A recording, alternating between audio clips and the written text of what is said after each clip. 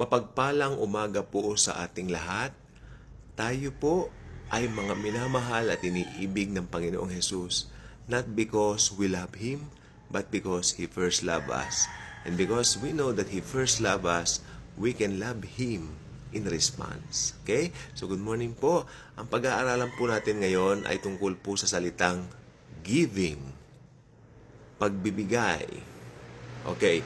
Alam niyo, ang giving po ay naging malaking, sabihin na nating, issue kung bakit marami pong mga ibang kasama namin doon sa dating church namin ang umalis, no? Ako umalis po ako doon sa ibang dahilan, no? Hindi po issue sa akin ito kung tutuusin dahil naniniwala po ako bilang Kristiyano, ang pagbibigay po ay isang bukal, or should I say, isang kalikasan na po ng isang mananampalataya. Hindi po madamot ang isang mananampalataya. The true believer of Jesus ay mayroong puso na magbigay rather than to receive. Kasi tignan po natin ito wala ka namang maibibigay kung wala ka na-receive. Sino ba nagbigay sa'yo? Ang Panginoon. At nalagay po dito, bless ka niya para maging blessing din naman sa iba. Okay? Meron tayong abundance so that yung abundance na yan ay hindi matatapos sa atin, kundi matatapos din po sa iba. Ito po ang conflict ngayon. Ito po yung tinatawag na controversy. Yung iba po nangangaral na i-bless ka ng Panginoon para maging abundant ang buhay mo, para may mabigay ka raw sa church. Para yung mga church people lang daw ang makikinabang doon. Meron pang nagmamanipulate, sabi niya, ang matabang lupa ay ang church. Magtatanim ka sa church. So they got it all wrong. So kasi ang katotohanan po niyan, in general, binebless ka ng Panginoon para makita mo kung sino ba talaga yung mga nangangailangan sa kapwa mo. Believer kay unbeliever yan. No? Ito pong paniwala ko. Mahalin mo lahat ng tao, pero mas mahalin mo ang kapatid mo kay Kristo. Palo po ako dyan. Pero hindi mo i-chapwera yung mga unbeliever na nangangailangan din. Bibigyan mo rin sila kung meron ka. Kasi minsan, dahil tinulungan mo sila, magiging way yon para makita nila na very abundant yung blessing ng Panginoon sa buhay mo. And upon doing that, and after doing that rather, marirealize nila, buhay ang Diyos sa buhay ng taong ito. No? So, ang giving po sa atin ay something na talagang naka-built-in na. Okay, pakinig mo mabuti. Naka-built-in na po yan. Wala tayong pusong madamot. Ang isang unbeliever po napansin ko, kasi meron po kaming tiyahin na unbeliever. No? Pag nagbigay siya, para may halong sumbat. Lagi, meron siyang kaya nga po hindi sila nagkasundo nung ibang pinsan ko. Kami na lang po nagtsatsaga kung tutuusin. Sa biyaya na rin ng Panginoon. Unbeliever po talaga, no?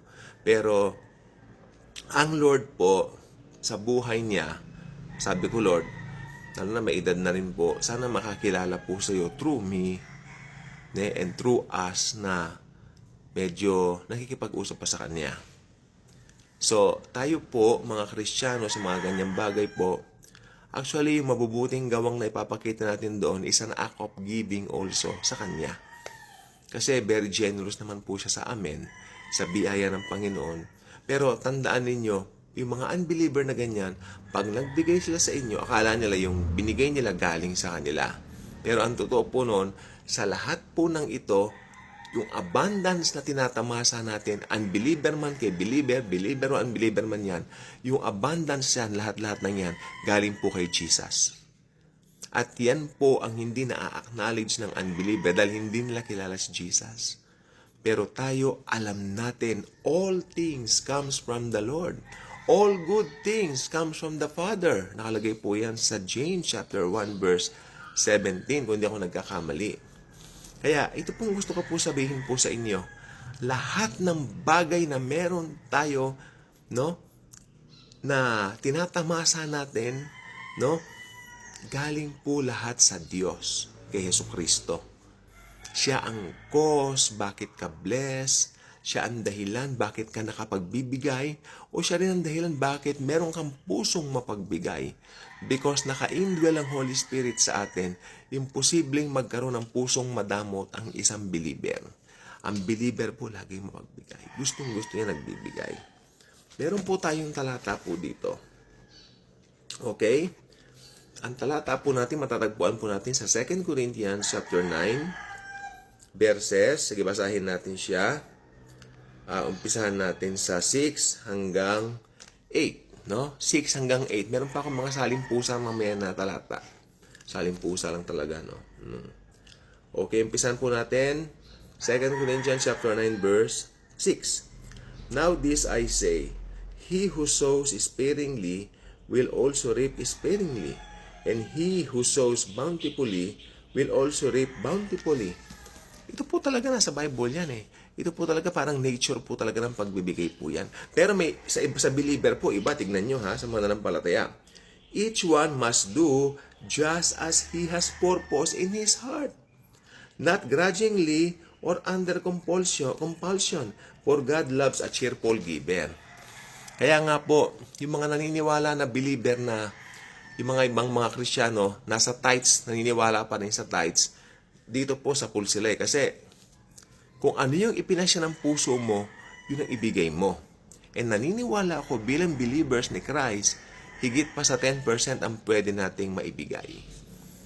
Dahil nag-a-abound sa atin ang kanyang biyaya, higit pa po sa 10% ang pwede nating ibigay. Marami lang po nagmamanipulate talaga. No? Para palitamin nila na yung tithes, nasa New Covenant pa rin. Of course not. Wala na po doon. No? Wala na po doon. Kung matatandaan nyo, itong si Melchizedek, di ba? Saka si Abraham, nagbigay si Abraham kay Melchizedek ng 10%. Kasi yun ang ipinasya ng puso ni Abraham. Yun lang po yung puso doon nung kwento, nung pangyayaring yon. Tuloy natin ang basa, maingay yung aso. Itong maganda, bongga to. Itong 9. And God is able to make all grace abound to you, so that always having all sufficiency in everything, you may have an abundance for every good work. Ayan. I-bless ka ng Panginoon para pag meron ka mga blessing, pag may nakita ka nangangailangan, madali mong maabutan. No? Masarap sa feeling yung pag may lumapit sa'yo. Ako lagi po ako nilalapitan po talaga. Hindi po ako nagbibiro dito. Lagi may lumalapit sa akin. Minsan, Lord, sabi ko, ako na naman po nakikita po nila na lalapitan. Minsan, hindi mo na nakakaalala yung mga yan. Pero pag may kailangan, lumalapit sa amin. Pero ang nakita ko na lang po dito, lumalapit sila sa amin. Itong gusto kong isipin na lang po at ito buong katotohanan po. Because they know Jesus lives in us. Yun po maganda po dito. Okay. Ito naman, saling po sa verse ko, dito po sa chapter 9, basahin natin sa 11. Ito, saling po sa verse to ha. You will be enriched in everything for all liberality, which through us is producing thanksgiving to God. For the ministry of this service is not only fully supplying the needs of the saints, o hindi lang mga saints, but is also overflowing through many thanksgiving to God. Hindi lang sa mga saints, o hindi lang mga believers ang pwede mong matulungan. Maging yung mga hindi mananampalataya, pag tinulungan mo, mag-o-overflow sila at magpapasalamat din yung mga unbeliever sa Diyos at marirealize nila na may Diyos sa buhay mo. Malay mo, lapitan ka nila at sabihin, bakit ganyan ang buhay mo? Bakit blessed kang masyado? Bakit mabiyaya si Lord sa'yo? Then, i-share mo na si Jesus Christ sa kanila. Lahat ng bagay na ito nangyayari sa ikabubuti ng lahat. All things work together for good for those who love God. For those who love God. Okay? Hindi po sa lahat. All things work together for good for those who love the Lord. Amen? Kaya nga po, magiging opportunity yon para bahaginan mo ng gospel yung mga unbeliever. At pag nabahaginan mo na sila, marirealize nila, makasalanan sila, and then, tatanggapin nila yung finished work ni Christ sa cross, na yun lang ang tanging paraan para ma-save sila. Ka-good vibes na po ba kayo? Kung hindi ba kayo ka-good vibes, inaanyayahan ko kayong i-click ang subscribe button, share this video, and upon sharing this, you share Jesus and His love. God bless po.